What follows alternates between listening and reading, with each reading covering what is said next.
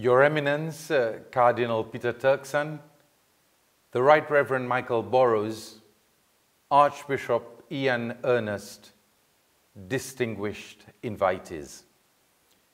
Dear friends, it is a great honor to be invited to present the keynote address at this joint ecumenical event. It is even more so that the invitation has come to me as the leader of one of the world's smallest islands, and as an ordained and practicing Anglican priest. Nothing shows better that in the search for global peace and justice, all voices count. Small island states seek recognition, and it is heartening that the theme of this online conference includes the words challenges and opportunities for insular peoples. Too often, simply because we are small, we are ignored on the world stage. But as I will show, we share the unique experience of being islanders surrounded by the great seas that cover most of the planet. And living in close proximity, one to another, our peoples have gained a keen sense of the importance of community, of finding ways to coexist, and to respect our precious environment across our limited land areas as well as at sea. Global warming, rise in sea level, and every other new term coined in relation to nature and the environment are directly felt by us. Coastal erosion means not only the loss of our landmass, but it also has direct economic impact, as our once beautiful beaches that attracted tourists to our shores are turned into graves of dead trees. Dear friends, Pope Francis's encyclical letters, Laudato Si and Fratelli Tutti, provide the setting for this joint exploration of ideas. Who could disagree, as the Pope contends, with the view that the world is beset with problems? Humanity has made so much progress in many ways, yet new technology and unprecedented material wealth in global terms have not yielded the kind of utopia we might have expected. Too many of our fellow humans still live in poverty and are oppressed in other ways too. Our environment has been degraded without thought for future generations. And not a day goes by without hearing of conflict in one part of the world or another. That, very sadly, is where we are now.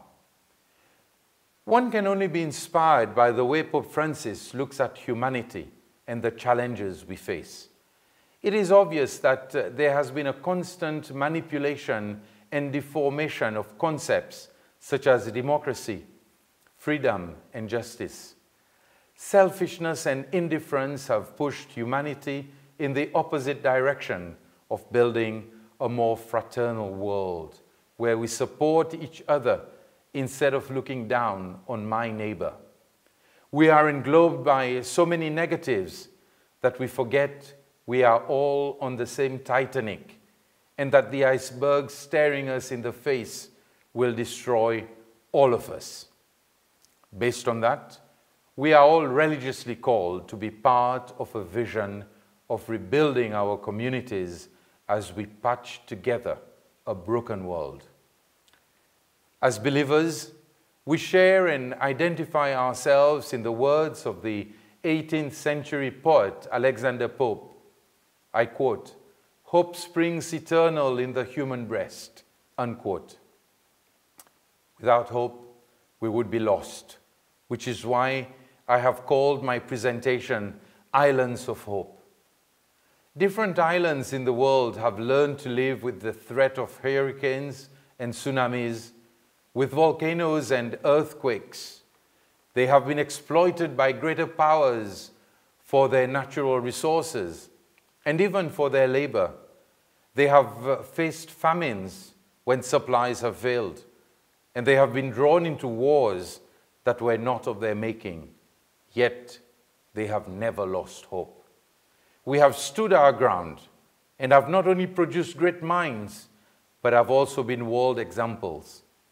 My brother, Archbishop Jan Ernest, comes from the small island of Mauritius, and here he is today as a leader in ecumenism in Rome. The Seychelles today leads the world in COVID-19 vaccination program. We have fully vaccinated over 60% of our population, and furthermore, we pride ourselves as being a stable and peaceful country, respecting the rights of every citizen. So what can be done? What example can such places offer? For my part, I am the President of the Republic of Seychelles, an archipelago in the remote stretch of the Western Indian Ocean. Some of our islands rise sharply from the sea, while others are low-lying isles. The combined land area of the 115 islands covers fewer than 460 square kilometers, half of which is protected from development and takes the form of tropical forests and nature reserves.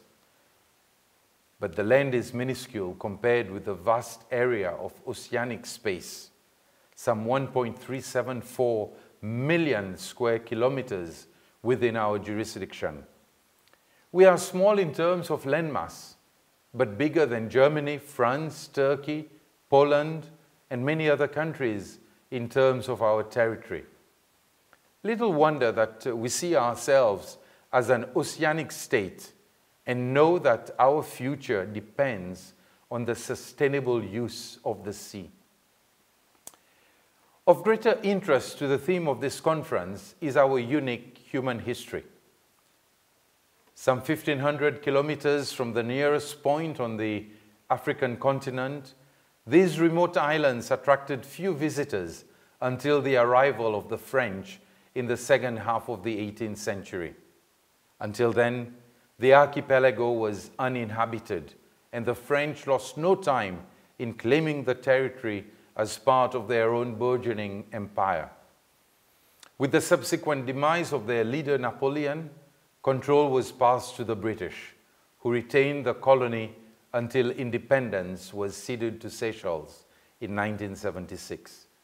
Under the French and then the British, slaves were brought from the African mainland and the large island of Madagascar. When this practice was ended, indentured workers arrived from India, providing more labor to work on the plantations. To add to the mix of ethnic origins, a small but influential population of Chinese traders started their own small businesses. If some of this colonial history sounds familiar, we all share a sense of pride that in the post-independence period, the ethnic mix has been harmonious. Following 15 years of single-party rule, often brutal and ruthless in its suppression of dissenting voices, as I can personally attest to, multi-party elections were restored and a new constitution written. The words of the constitution are so pertinent to the theme of this conference that I would like to read an extract to you. Thus, in the preamble we say, "We, the people of Seychelles, grateful to Almighty God that we inhabit one of the most beautiful countries in the world, ever mindful of the uniqueness and fragility of Seychelles, conscious of our colonial history before becoming an independent republic, aware and proud that as descendants of different races, we have learned to live together as one nation under God and can serve as an example for a harmonious multiracial society. Having attained national stability and political maturity despite the pressures of a sadly divided world, desirous to build a just, fraternal, and humane society in a spirit of friendship and cooperation with all peoples of the world, recognizing the inherent dignity and the equal and inalienable rights of all members of the human family as the foundation for freedom, justice, welfare, fraternity, peace, and unity, reaffirming that these rights include the rights of the individual to life, liberty, and the pursuit of happiness free from all types of discrimination, considering that these rights are most effectively maintained and protected in a democratic society where all powers of government spring from the will of the people, exercising our nature and inalienable right to a framework of government which shall secure for ourselves and posterity the blessings of truth, liberty, fraternity, equality, or opportunity, justice, peace, stability, and prosperity, invoking the blessings of Almighty God, unquote. In a nutshell, we have encapsulated the many elements that are essential in building the Fratelli Tutti Pope Francis aspires to. We are in it together, insular states, landlocked countries, and sea-bordering ones. The human race, created in the image of God, marches on with hope. Seychelles is not alone. We are one of 50 or so similar jurisdictions in various parts of the world, the main clusters being in the Caribbean and Atlantic, in the Indian Ocean, and in the Pacific. Traditionally, geographical dispersal has made it difficult to promote common interests, but this problem has been eased by vastly improved communications of the kind that is enabling this international conference. The voice of these small states can now be heard, and loudest of all is the call to mitigate climate change, which in some cases threatens the very existence of low-lying islands. There is also, in all that they say, a constant emphasis on sustainability. Development of these islands cannot come at any cost. It must be sustainable. Oceans are beautiful, but are we respecting them? The pillage that is happening without proper awareness that removing all the resources will lead to dead oceans will destroy our existence. I'm scared when I realize that even with the scientific knowledge at our disposal, we are simply not following the forecast. We condemn ourselves to further destruction when we tear down forests, change the course of rivers, and massacre species to a state of extinction. Humanity has to change course, or else we are headed for the iceberg. We are constantly reminded of the vulnerability of our mere existence daily. What will the planet look like in another 100 years at the pace we are going? The Maldives may no longer be in existence. Seychelles will no longer be an archipelago of 115 islands.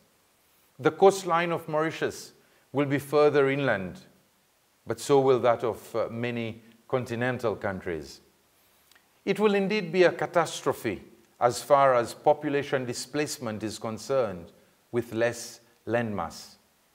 Much awaits us. Thus, the time to act is now. Humanity has to come together, not as a matter of choice, but rather for survival. COVID-19 has merely been an alarm bell. Worse will hit us, unless we accept the promise from the Almighty, as Prophet Ezekiel reminds us, and I quote, "A new heart also will I give you, and a new spirit will I put within you, and I will take away the stony heart out of your flesh, and I will give you a heart of flesh," unquote.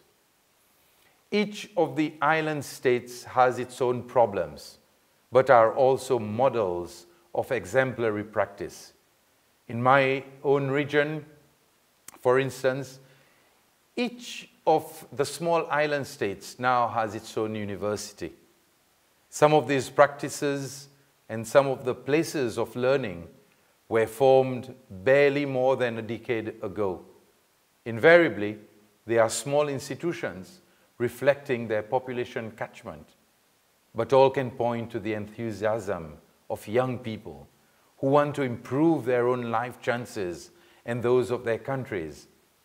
There is hope embedded in this inspiring trend. Thanks God for the spirit of youth who see knowledge, protection of the environment, peace, and solidarity as basic tenets of living. They are the ones disrupting old, destructive cultures. We have to listen to our youth. Good policies will help to translate hope into material improvement. But my presentation is less about policies and more about the human energy that gives rise to hope in the first place. Where does that come from?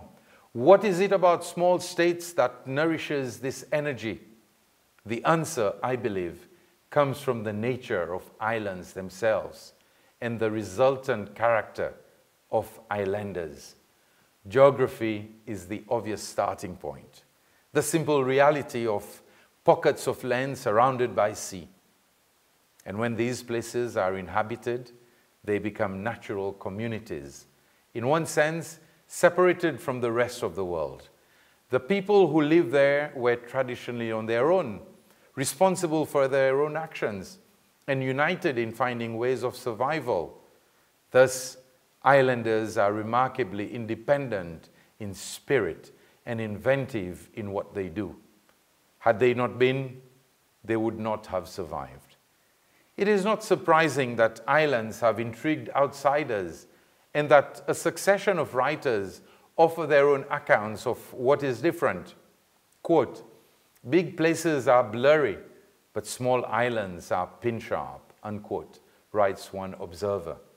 Separated from other lands by the sea, islands have lent themselves easily to myth and folklore. But for those who live there, they are real places, as I can myself testify as a lifelong islander. In spite of generations of dreamers who imagine islands in one way or another, islands are real places. I live and work with the people of Seychelles, who grew up when there was less contact with the outside world. I also minister to them. Now it is very different with phone lines and the internet, with planes arriving at the international airport from all parts of the world, with our very existence in the shadow of major powers. We retain a strong sense of identity, and our sovereignty is jealously guarded. We are Seychellois, islanders. But like every other human, wherever they live, we are also citizens of the world. The challenges we face cannot be met on our own. Climate change is a global issue, and so is food security. National security depends on what others do, as well as what actions we take ourselves. Our access to science and technology cannot rely on our own practitioners. Collaboration is the key to survival. Cooperation, the spirit we must bring with us. We are an island people, but we live in an interconnected world. Dreamers who once thought they could cut themselves off from the rest of society were mistaken. To use a much-cited line by the 17th century poet John Donne, I quote, "No man, nor indeed woman, is an island entire of itself. Every man is a piece of the continent." From the small island states, we bring values and characteristics born of our traditions, challenges, and the unique livelihood that islands have bestowed. Our voices should be heard, but we would be misguided if we believed that we alone had all the answers to the world's problems. The only way forward to champion the values of fraternity and justice is to do so alongside others. Dear friends, it has been a great privilege and an honor to share my thoughts with such a committed network of believers. Networks such as this offer our greatest source of hope. No island is too small to be a part of this endeavor. No country too large to claim a monopoly of ideas. Let us continue with humility, but also with greater determination in our joint efforts to secure a better world, one which is fair and where all humans and nature feel as one. This ecumenical dialogue shows how it can be done. I thank you.